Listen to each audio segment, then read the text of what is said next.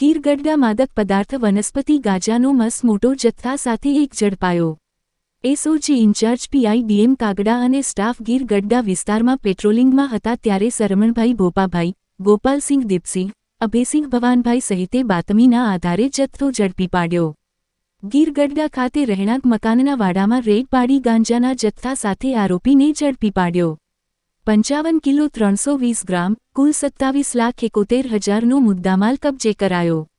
આરોપી ભીખા અતુભાઈ મકવાણા રહે ગીર ગઢડા ડોરા શેરી ઉના રોડની કરી ધરપકડ કરી કાયદેસરની કાર્યવાહી હાથ ધરવામાં આવી। રિપોર્ટ પ્રતાપસિંહ સોદિયા।